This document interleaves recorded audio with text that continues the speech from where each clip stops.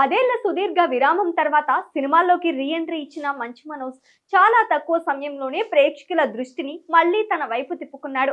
ఆయన నటించిన మిరాయ్, భైరవం చిత్రాలు బాక్స్ ఆఫీస్ వద్ద మంచి కమర్షియల్ సక్సెస్ గా నిలిచాయి. ముఖ్యంగా మిరాయ్ చిత్రం పాన్ ఇండియా లెవెల్లో క్లిక్ అవటంతో పాటు విలన్ పాత్రలో కనిపించిన మనోజ్ హీరో కంటే పవర్ఫుల్ గా అనిపించడంతో ఆ క్యారెక్టర్ కు విశేషమైన ప్రశంసలు లభించాయి. రీ ఎంట్రీ తర్వాత వరుసగా నెగిటివ్ షేడ్స్ ఉన్న పాత్రలు చేసిన మంచు మనోజ్ ఇప్పుడు పూర్తిగా కొత్త హీరోగా తన కెరీర్ ను ప్రారంభించడానికి సిద్ధమవుతున్నాడు. ఆయన హీరోగా నటించనున్న pan Indian project David Reddy ఇప్పటికే ఇండస్ట్రీలో హాట్ టాపిక్ గా మారింది.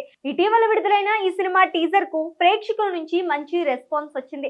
టీజర్ చూస్తేనే సినిమా క్వాలిటీ పరంగా ఎంత రిచ్ గా ఉండబోతోందని అర్థమవుతోంది. ఇటీవల వచ్చిన పాన్ ఇండియన్ చిత్రాలకు ఏ మాత్రం తీసిపోని విధంగా టెక్నికల్ వాల్యూస్ కనిపించాయి. ఈ చిత్రానికి హనుమరెడ్డి యంకట్టి దర్శకత్వం వహిస్తున్నారు.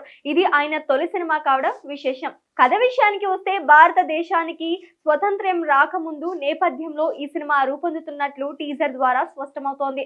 బ్రిటిష్ పాలనకు వ్యతిరేకంగా పోరాడే హీరో క్యారెక్టర్ ఇందులో ఉంటుందని హింట్స్ ఇచ్చారు. స్వతంత్ర సమరయోధుల పాత్రలు కూడా కథలో కీలకంగా ఉంటాయని తెలుస్తోంది. ఈ పాత్రను గ్లోబల్ స్టార్ రామ్ చరణ్, తమిళ స్టార్ సింబు చేయబోతున్నారంటూ గత 2 రోజులుగా సోషల్ మీడియాలో జోరుగా ప్రచారం జరిగింది. అయితే నిన్న జరిగిన టీజర్ లాంచ్ ఈవెంట్ లో ఈ వార్తలపై విలేకరులు ప్రశ్నించగా మంచు మనోజ్ స్పందిస్తూ షాకింగ్ కామెంట్స్ చేశాడు. ప్రస్తుతానికి మేము ఎలాంటి హీరోలను సంప్రదించలేదు. ఈ విషయాలపై మాట్లాడటానికి ఇంకా చాలా సమయం ఉంది. సరైన సమయంలో అన్ని వివరంగా చెప్తానంటూ స్పష్టం చేశాడు. అయితే ఈ వ్యాఖ్యలతో రూమర్స్ కు పూర్తిగా బ్రేక్ పడలేదని చెప్పాలి.